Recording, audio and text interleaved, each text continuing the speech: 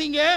1 தெசலோனிக்கேயருடைய புத்தகம் 4வது அதிகாரம் அதனுடைய 3வது வசனத்தை வாசிக்கிற போது, நீங்கள் பரிசுத்தம் உள்ளவர்களாக வேண்டும் என்பதே ஆமென், தேவனுடைய சித்தமாய் இருக்கிறது. யாவுடைய சித்தம் அதான், வேற ஒண்ணு இல்ல. உன்னை அழைத்தது வேற ஒண்ணுக்கு இல்ல, உனக்கு அவருடைய நாமத்தை தரிப்பித்தது வேற ஒண்ணுக்கு இல்ல. நீ பரிசுத்தமாக்கப்பட வேண்டும். நீ பரிசுத்தனாக வேண்டும் என்பதற்காகவே உன்னை அழைத்து வேறுதிரித்து அவருடைய நாமத்தை உனக்கு தந்து இன்னும் நடத்துகிறார். அநேக பாவங்கள் செய்த போதும் இன்னும் உன்னை தண்டிக்காமல் உன்னை வழி நடத்துவதற்கான காரணம் நீ பரிசுத்தமாக்கப்பட வேண்டும் என்பதற்காக. அல்லேலூயா, அல்லேலூயா.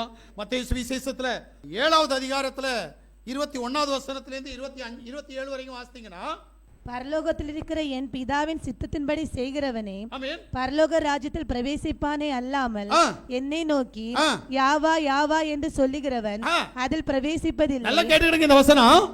அந்நாளில் அவருடைய சித்தத்தின்படி எவன் நடக்கிறானோ அவனே யாவுடைய ராஜ்யத்துக்குள் பிரவேசிப்பானே அல்லாமல் என்னை நோக்கி யாவா கர்த்தா அல்லது தேவன் அப்பா பிதாவே அப்படின்லாம் கூப்பிட்டா எவனும் என்னுடைய ராஜ்யத்துக்கு வர முடியாது. அந்நாளில் அநேகர் என்னை நோக்கி யாவா யாவா உமது நாமத்தினாலே தீர்க்க தரிசனம் உரைத்தோம் அல்லவா, உமது நாமத்தினாலே பிசாசுகளை துரத்தினோம் அல்லவா, உமது நாமத்தினாலே அநேக அற்புதங்களை செய்தோம் அல்லவா என்பார்கள். அப்பொழுது நான் ஒரு காலம் உங்களை அறியவில்லை, அக்கிரம செய்கைக்காரரே. பாருங்க, அற்புதம் செய்யலாம், அடையாளம் செய்யலாம், ஆனா அவர் சொல்றாரு உங்களை எனக்கு தெரியாது. அப்ப இன்னைக்கு அற்புத அடையாளம் என்ன, நான் எப்படி செய்யறாங்க சொல்றான்ல. நான் இயேசுவின் நாமத்தில் எவ்வளவு அற்புதம் நடக்குது, ஜீசஸ் நாமத்தில் எவ்வளவு அற்புதம் நடக்கலாம். அவர் தான் சொன்னாரு ஒன்னு எனக்கு தெரியாது. நீ அற்புத அடையாளம் செய்வதனால் நீ எனக்குரியவன் அல்ல. அதான் நான் கேட்கிறேன், மயில் தொகையினால் அற்புத அடையாளம் செய்கிறானே, வேப்பலையினால் அற்புத அடையாளம் செய்கிறானே, எப்படி? அவன் ஏதோ ஒன்றை வைத்து செய்வது போல நீயும் அற்புத அடையாளங்களை செய்கிறாய். நான் என்ன கேட்கிறேன் அப்படின்னா, நீ அற்புத அடையாளம் செய்கிறீல்ல, சாகாம இருப்பியா?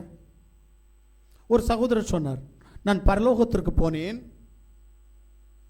அங்கே என் மகளை பார்த்தேன், அவள் எனக்காக காத்திருந்து என்னை அழைத்து கொண்டு போய் என் தேவனை எனக்கு காட்டி தந்தாள். அப்போது அவர் சொன்னார், நான் உனக்காகத்தான் காத்திருக்கிறேன், வா என் மகனே என்று சொல்லி கட்டி அணைத்து எனக்கு முத்தம் கொடுத்தார் என்று சொன்னார். அந்த மனுஷன் கொஞ்ச நாள் கழிஞ்சா செத்து போனார். செத்து போனா என்ன நடக்கும் தெரியுமா உங்களுக்கு? அவன் ஓர்மை கெட்டு போனானா, அவன் பேரே அவனுக்கு தெரியாதான். அப்படிதானே பைபிள் சொல்லுது. அப்ப இவர் செத்து எங்க போனாரு? நல்லா யோசிக்கணும். இவர் உயிரோடு இருந்த போது மேல போனார். அப்புறம் இன்னொரு ஆள் சொன்னார், நான் பரலோகத்துக்கு போனேன், போன நேரம் ஆண்டவரை பிதாவை பார்த்தேன், பிதாவானவர் எனக்கு ஒரு சீடி கொடுத்தார். இப்ப சீடி கொடுத்தவர் கொஞ்ச நாளைக்கு அவரு செத்து தான் போவார். இன்னும் ஜாகலன்னு நினைக்கிறேன், கண்டிப்பா மரணம் அவருக்கு வந்துடும். மரணம் எல்லாரையும் ஆட்கொள்ளும். மரணத்தை காணாமல் ஒருவரும் இந்த பூமியில் நிரந்தரமாக இருக்க முடியாது. ஆனால் மரணம் இல்லாமல் வாழ்வதற்காகத்தான் ஆதாமை உண்டு பண்ணினார். இவன் மரணத்தை காணக்கூடாது என்பதற்காக. ஆனால் அவன் எப்போது பாவம் செய்ய ஆரம்பித்தானோ அப்போதே மரணம் அவனை பின்தொடர ஆரம்பித்தது.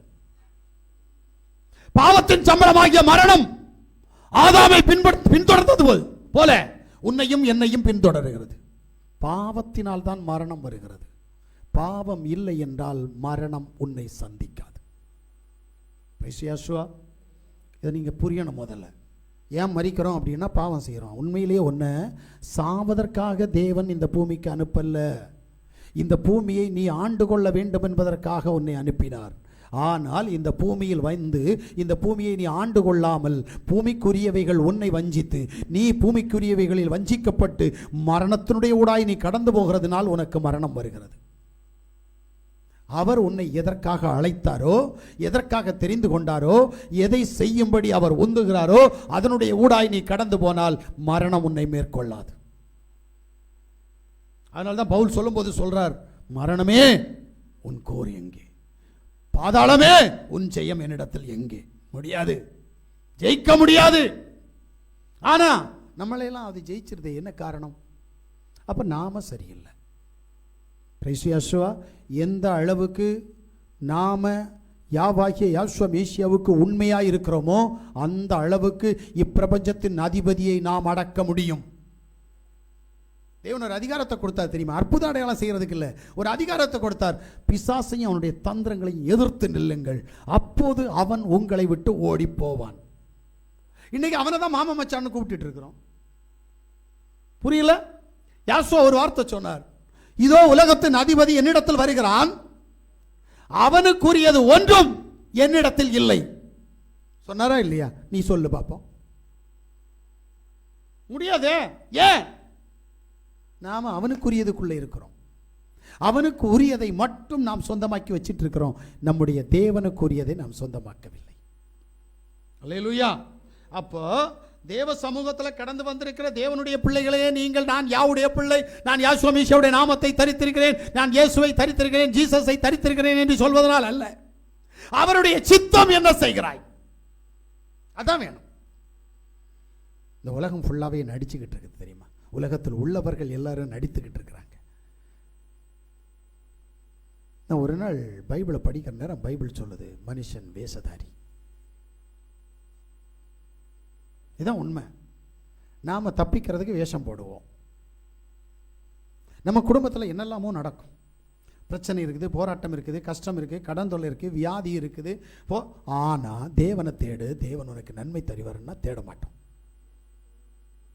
தேடுவோமா? யார் தேடுறா? உண்மையாய் தேடுறது யாருங்க? எனக்கு தெரிஞ்சு நீ உண்மையாய் தேடினால் உன்னுடைய எல்லா பிரச்சனைகளையும் என் யாசுவா மாற்றி தருவார். நிறைய ஊழியக்காரங்க பிரசங்கம் பண்றாங்க, கடன் பிரச்சனையில் இருக்கிறவங்க எல்லாம் நான் சொல்றது போல கேளுங்க, உங்க கடன் பிரச்சனை தீரும். பேங்க்ல உங்களுக்கு என்ன செய்யும்? அக்கௌண்ட்டை மட்டும் தொடங்கி வச்சிருங்க, ஜீரோ பேலன்ஸில் அக்கௌண்ட்டை தொடங்கி வச்சிருங்க, பணம் கொட்டணும் அக்கௌண்ட்டுக்கு வந்துருன்றாங்க. யாருக்காவது வந்ததான்னு கேட்டால் எனக்கு தெரியல. ஏன்னா எனக்கு அதில் நம்பிக்கை இல்லை. எங்கள் அப்பா கொடுத்தா எங்கள் அப்பா எந்த நாட்டு கரன்சியை கொடுப்பார் அப்படின்ற ஒரு கேள்வி எனக்கு இருக்கு. நான் அன்னையிலேருந்து இன்னை வரைக்கும் கேட்டுட்டு இருக்கிறேன். எங்கள் அப்பா இந்தியன் கரன்சி கொடுப்பாரா? அது வேற. சென்ட்ரல் கவர்மெண்ட் சொல்லுது இந்தியன் கரன்சிக்கு அது என்னமோ ஹிந்தி எழுத்து சொல்லுது.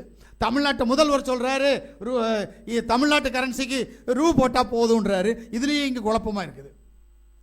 அமெரிக்காவில் கரன்சிக்கு ஆர்எஸ் போட்டா போதுமா? என்னெல்லாமோ நடக்குது.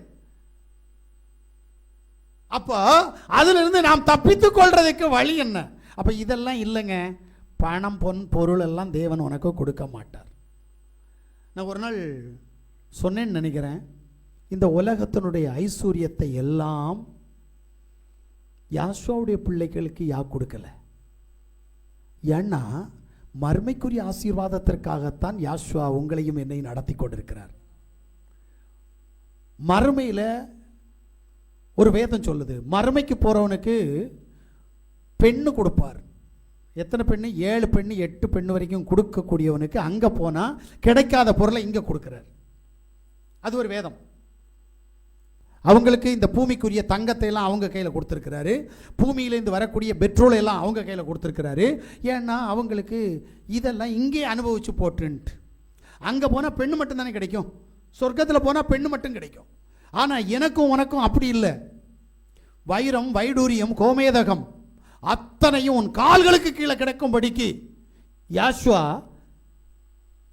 ஒரு இடத்த உனக்கு ஆயத்தம் பண்ணி வச்சிருக்கிறார். அங்கே நீ போனோன்னா அதெல்லாம் உனக்கு இங்கே வேண்டான்னு வச்சிருக்கிறார். ஆனால் இங்கே என்ன சொல்கிறாங்க கிறிஸ்தவங்க? இதுதான் ஆசீர்வாதம், வைரம் வைடூரியம் கோமேதகம் இதுதான் ஆசீர்வாதம், இதெல்லாம் எனக்கு தாருன்னு எனக்கு தெரிஞ்சு ஒருத்தனையும் கொடுக்க மாட்டேங்கிறாரு. ஆமீன், அல்லேலூயா. கொஞ்ச நாளைக்கு முன்னாடி சுமார் ஒரு 10-15 வருஷம் இருக்கும்னு நினைக்கிறேன், இந்த பைங்குளம் பக்கத்தில் சானல் வெட்டினாங்க.